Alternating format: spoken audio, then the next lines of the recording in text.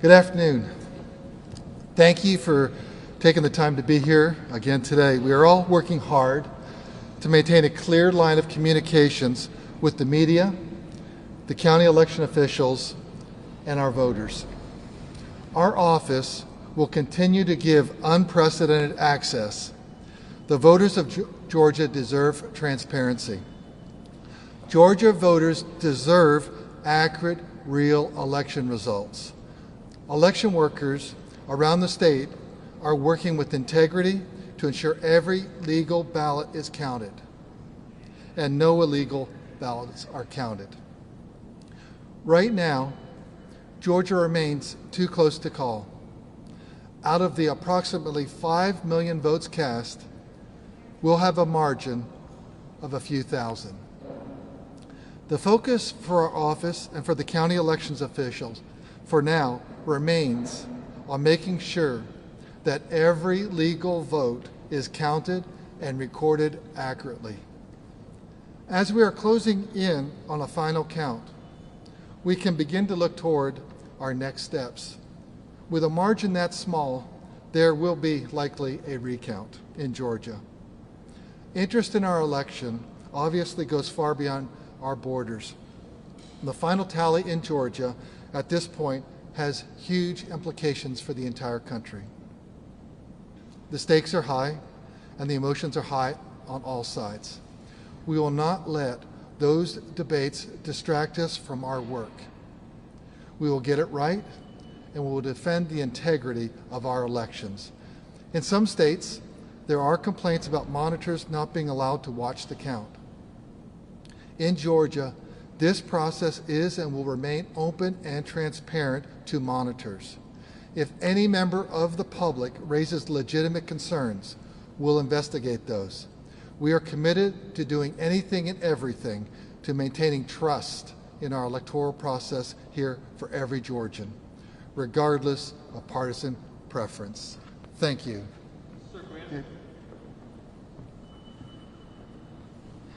Good afternoon. Again, I'm Gabriel Sterling, the Statewide Voting System Implementation Manager. You keep putting your microphones where I put my computer. Essentially right now, the outstanding ballots are about the same as they were this morning. Not too much change on that front. But what we do have is a little more information on some of the provisionals and the UACAVA ballots that are out there right now. So let's see, let's just start with the margin right now. We're looking at 2,448,796 votes for President Trump and 2,450,381 votes for Vice President Biden. And that gives us a margin of 1,585. That's where we stand right now as of 3:08 p.m. on, it's Friday now. We do know that today is the day for the UACAVA deadline for those military and overseas ballots that would have been postmarked by Tuesday, Election Day, to be accepted and counted in the state. We do have some updated numbers on that. Let's see. On the overall side, we have 18,008 of those ballots have been accepted, and it leaves 8,410 that are still available to be received. Now again, I want to reemphasize this. That does not mean there's a bucket of 8,410 votes ready to be counted. That means that there are 8,410 votes that could have been postmarked on Tuesday and could be received by the elections official today. So, as I said earlier, it's going to be more than zero and less than 8,410. So it'll be somewhere in that range. We don't really know how many that is. I do have a county-by-county breakdown of available ones. I'm going to give you some of the highlights, and we're going to try to put this into a release to give the details following this press conference. So, y'all usually want the big ones, so we'll go with that. Bibb, where Macon is, 86 are still out there. Chatham, where Savannah is, 395. Cherokee, do you choose Woodstock? Yeah, Woodstock, why not? 171. Clayton County, 241. Cobb County, 569. Columbia County, 247. Coweta County, 99. DeKalb County, 802. And I want to take a note of personal privilege for a second for the Yankees in the room. It's DeKalb, not DeKalb, not DeKalb, it's DeKalb. So we got to pronounce these things. Doherty, another one of those, where Albany is. They're 74. Douglas County, 111. Fayette, 149. Forsyth, 153. Fulton, 956. And that's the single biggest number, I believe, right there. Gwinnett, 741. Henry, 238. This is another fun one. It's not Houston in Georgia, it's Houston. Houston County, 196. Liberty County, 173. There's a military base there, so there's a little outweighted to its actual size and population.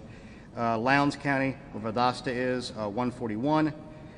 Muskogee County, where Columbus is, 323. Paulding County, 105. Richmond, where Augusta is, 244. Home of the Masters coming up soon. Rockdale, 88 is 80. And I think that's all the biggest ones. So you can take those, add them together, and the balance would be probably about 4,000 for the rest of the 159 counties that I didn't name. So after that, we had the provisionals. And I do have the provisional, an initial provisional report from Fulton County, which is obviously the largest one, which had the biggest potential impact. Their total provisional ballots received was 4,869. They accepted 3,603. So that means they rejected 1,266 of the provisional ballots they had on hand. The biggest chunks of those were the eligibility was verified, means the voter brought their ID in, and that was 1,205 of those. And they voted at a precinct, which means they were inside the correct county. They were Fulton County voters, but they were at the wrong precinct. That's 2,398. Now, the unfortunate part for some of those voters and some of those candidates means if they voted out of precinct, essentially they can only vote on the things that were on the ballot that affected the areas that they shared with the other precincts. So things like president, senator, those votes will count, but state house, county commission, those races would not. That's the difference when you have the vote out of county like that. We don't like seeing voting out of county. We try to encourage people to be told to go to their correct polling location. Now, the rejected ballot justifications we saw on this is out of county, 673. You can only vote provisionally inside your own county. Not registered. So these people were not registered voters, 573, and non-citizens attempting to vote was 13. So that's the initial provisional report from Fulton. I expect that to change somewhat. I was talking to our Fulton County monitor earlier. He said there were some other changes moving on that, as well as some of the absentees that were damaged, they were duping. I don't have a final number on that, but it's somewhere south of 300 that they were cut when they were using the openers and things like that, that they had to redupe, and they're going to be scanning those, and those will be added to tallies today. Let's see, not that one. You know, you start to get crazy looking at all these spreadsheets. They are not. They are not. As I understand it, they have not scanned and uploaded those yet. So Justin, you're getting ahead. Let me get through all this, and you can come back later. All right. So the total number of provisionals in the state. This is not the total number. This is, we have the numbers from 134 of the 159 counties, and we have a lot of the large ones, but I don't think we have all the large ones. Like we have DeKalb. Okay, Clayton. I think we might have all the big ones in here now. Again, this is a moving target dealing with elections workers who are doing lots of things at one time. We're very happy when we're working together to get this information to the viewers and the voters out there. And guess what? Gabe didn't hit the sum on all these things yet, so we're going to have to take a second while he does that on live television, because that's the exciting television y'all came for today. All right. 13,012 is the total number of provisionals we're seeing right now. That includes the Fulton County numbers, so you can back those out from the ones that I just gave you. So it's really closer to 9,000. And they have these fun things called codes. And these are the different states a provisional can be in. It can be for curing your voter ID. There's two different versions of that. There's a general voter ID, like you forgot it was a first-time voter ID, but didn't have a good voter ID on file. Then there's the provisional not registered, which they couldn't prove your registration at the time, but you can come back and cure that. Extended hours. As y'all may know, we had a handful of precincts around the state that were extended past the 7 o'clock hour. Under law, all those votes are provisional until just in case a court adjudicates that they shouldn't have been open, but they will all get counted. Then you have out of precinct, which I was describing before, where you can be in the right county, but you're in the wrong precinct. Not a citizen, pretty self-explanatory. And then we have what we call incomplete registrations, where they have a partial registration in the system, but they don't have enough information to identify the voter. They have the opportunity to come back and cure those. We will again try to work on getting a breakdown of those out to y'all. But the biggest one is going to be the, the out of precinct voters, and that's going to be column G. So let's see how many of those there are. These are ones that will be counted and ended up being included into the count, 3,908. And You don't have to take the subset of the Fulton out because we didn't include that. So the 3,908 is of the counties we have, not including the Fulton ones, which I gave you those numbers earlier. We're seeing uploads every 20, 30 minutes as the counties go through the final stages of trying to get everything done today with the UACAVA, the absentee cures, and the provisionals being verified. So you're going to see lots of uploads. And what we've noticed is it goes up 3 on the margin, goes up 3, goes down 2, goes up 7. I mean, so nothing is moving the needle a lot on these things. So we're still hanging around that 1,500 number right now. But the larger chunk of provisionals could potentially move it some. The UACAVA could potentially move it some. The duplications of damaged ballots could move it some. And again, it depends on where they're coming from. And we're still trying to get everything closed out today. It could slide to tomorrow. And again, when you have my entire high school, I think, was about 2,000 people, and we have less than that involved in the margin here. So every one of these votes is important. And the job of the elections officials in this office is to assure that every single legal vote is counted and that the will of the voters of the state of Georgia is met on this very, very important election. Now, Justin, you can ask your question. Okay. When we're looking at a timeline here, we are not talking about knowing who's won this election in the next few days, are we? Given the strong probability of a recount, we will not be able to ascertain it. Now, we're going to go through our legal processes, which means we have to certify. And I do anticipate that there could potentially be lawsuits from both the Biden campaign and the Trump campaign, depending on where they are and what they're looking at, that a judge could order the counties or the state to do different specific things. But right now, we're operating the laws of the state that we currently have, the timeline we have. We're trying to move to the risk limiting audit as fast as we can through county certification, and then following the risk limiting audit, the certification of the state, and then likely whoever is in second, their initial request for a recount. Sort of called to talk about legal voting. Is there any specific evidence of illegal voting? As I said earlier, in a situation where the margin is so small, you don't need to have anything that's rampant. There's irregularities that you can see that's very, very common in nearly every election. But in this particular case, every single one of them is very important. Every insight we've gotten, every report we've gotten is going to be investigated fully. And we are working hard to protect the integrity of the vote, regardless of who makes a complaint about any of these things. We can't say that, sir, yet because they're still under investigation. Yes, sir. Mr. Sterling, a few hours ago, President Trump just said, quote, "Where are the missing military ballots in Georgia? What happened? How do you respond to that?" Well, we still have a few hours to see what will be coming in from the U.S. Post Office. That has to be postmarked by Tuesday. So we feel like that we will have an answer to, quote unquote, not missing ballots. There are ballots that are going to make it. There's ballots that are not going to make it. And we're going to count all the legal ballots. Legal ballots have to be here by close of business today and have to have been postmarked by Election Day. Yes, ma'am. Have any military ballots arrived here? Well, if you notice the difference on the amounts that I said here today, we had about 17,500, give or take, yesterday. I have 18,000 today. So 500 of them have already come in the last few hours and been processed by the counties. Yes, John. Just to clarify, do you anticipate a situation where today, tomorrow, Sunday, Monday, the Secretary of State is going to stand here and say, this candidate won and this candidate lost? Again, we report the results from every county. At some point, the legal process continues that the counties have to certify. Once the counties certify, we look at their paperwork and make sure it is all clean and legal, and then we will certify. That is the point at which the Secretary of State would stand here or stand wherever he might and say, this is the winner of this election as it stands right now, and then we anticipate a recount coming. And then, prior to that, will there be a point at which you say, all the votes, all the legal votes that we know about have been counted? The process we have is what gets us to that point. We certify. That means these are all the legal votes we have, and all the legal votes are counted. That is the legal process been set up in this state for many decades. But yes, ma'am. The 13th for the counties, right? It's the 13th for the counties, and at the outer end, the 20th for the state. Our intention and our hope, and working diligently with the counties, is that they will certify faster than that, so that we may begin the RLA process, the risk limiting audit process, so we can certify before then. So we have a little bit more time and wiggle room to deal with what we know will likely be a recount. John, you had a lot. Hold on, ma'am. You can go.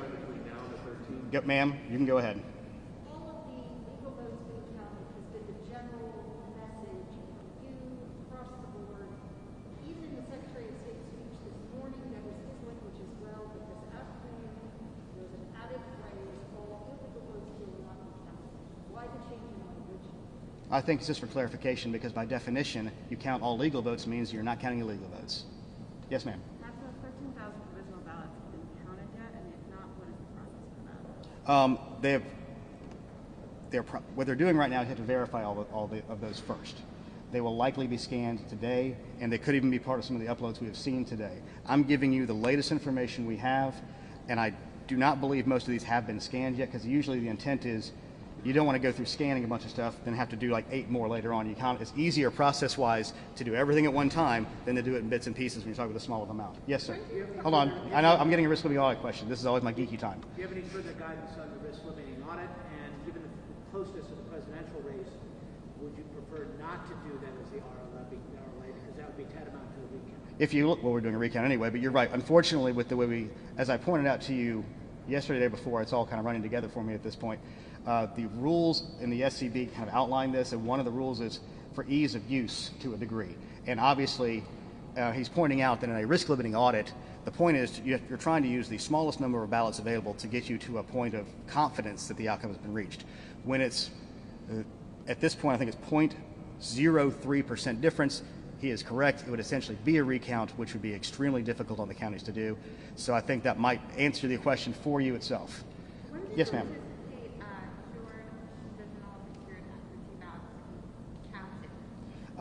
Our hope would be today. They could slip into tomorrow because, again, everybody's exhausted. It's Friday. There's a Georgia game tomorrow. It's kind of a big one. We got to focus on the really important things in this state sometimes in order to recover, to be prepared for dealing with what is now a vital thing for this country. Yes, ma'am. Oh, sorry. Yes, ma'am. One additional thing. Following up on President Trump's tweets about quote-unquote missing military ballots, we know that the deadline is actually at 5 p.m. today. Is the Secretary of State's office concerned about that misinformation that continues to come out from the White House, from President Trump specifically? Well, I think what the President Trump is trying to encourage is the hope that as many of our military heroes, men and women across the seas, have turned in their ballots and they will be arriving under the legal deadline to this state. Yes, ma'am. I was going to ask you about military dollars. Is this 26,000 or so a typical number in Georgia? As I understand it, that's pretty normal, yes. Yes, sir. So you said that you guys would not be We'll come back to you in a second. potential investigations into irregularities. Can you tell us how many you are investigating without going into specifics?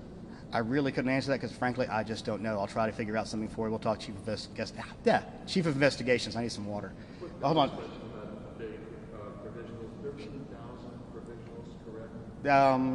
If that's what I said, then it's probably correct. Let's see. And I wonder, Yeah, 13,012. are those provisional ballots that have been accepted, or you broke it down? No, this is all provisional ballots, accepted, not accepted, discard. I mean, there's, none of these have been, again, latest numbers we have. None of this is either for sure going to go in except the number I gave you, which was the out of precinct ones. Since everybody's ballot has president on it, all of these will go towards that, and that is 3,908. And again, we're also missing about 20 counties out of this, so that number will be bigger at the end of the day. Your follow-up. So when you have a ballot, do you guys have a breakdown of how many are overseas and how many are military? Do you break it down at all? They're treated the same way. Yes, sir. Are you confident you're getting good numbers from the county because this morning you said 3,500 ballots left to be counted in Gwinnett County. We went out to Gwinnett and they said at least 75. Okay, there's a difference on this particular thing because you noticed they pushed out results on election night. So what we're talking about there is a difference between what they've already uploaded, okay, and then they had a bucket of things that were the new ones that came in Tuesday, essentially, and then there were some other ones that were there from the earlier time they had to rescan. So the 7,000 is what they were scanning, but the only new votes that will be uploaded are in that 4,000 to 3,500 amount, if that makes sense. Can you explain that again? Okay, I'm going to try. They pushed out a little over 80,000 votes in a single upload. And there was an issue because of the adjudication where they basically said, we're going to push out the results, and just the results that we have right now. We're going to rescan these things because at that point it was sort of decided internally there by their elections board. They had an option A and option B of how to do this. They wanted to get the information out because that was the most important thing at the time. So inside that 7,500 to scan, part of the results that we all already see are already there. So there's a new section of stuff that was the stuff that came in before 7 p.m. on Tuesday. And those are the additional ones on top of that. And again, it was between 4,400 and 3,500. And frankly, when I said 3,500, I was talking to a staffer and I thought I had a confirmed number, and it might have been wrong now, so I apologize for that. But again, this is a moving target, so that's about the reason for the 4,400. In answer to your other question, yes, we are confident in the numbers we're getting from the county. Is it possible they're off by 1 or 2 or a small percent? Yes, because again, these people are underpaid and overworked, like so many right now, and they're doing their best to get us the best numbers, and we're doing our best to be open and transparent about where we stand in the country right now. I think we've all covered this timeline question and hit it from every direction, but just one last time.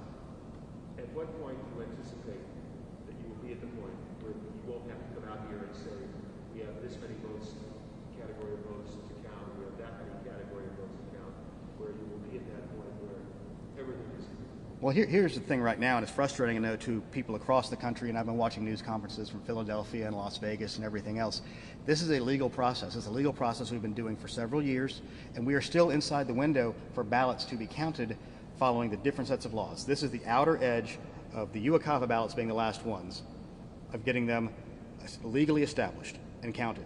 This is the outer edge of getting those provisionals validated and counted. We are now at the outer edge of getting the absentees cured and counted. So we will know the final universe of numbers by today, and that's going to be an easy thing to see.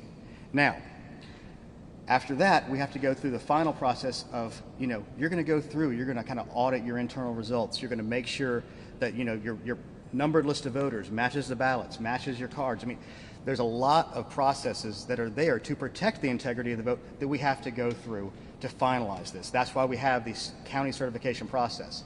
Now, our intent is to try to move to the state certification the county certification process first, as quickly as we can, so we can move to the risk limiting audit, because that's going to validate, under our HB 316 election reform law, supported by Secretary Raffensperger and passed in 2019 by the legislature. That is the thing that's going to let people know the paper ballot that I voted and the outcomes that we saw were correct. That's a very important part of this process. Once that's done, then we move to state certification. The outer edge of state certification we have to do is going to be November 20th. And why is that? I'll repeat it again, because we know we have a minimum of 1 runoff, and now it looks like there may be 2 runoffs for the United States Senate.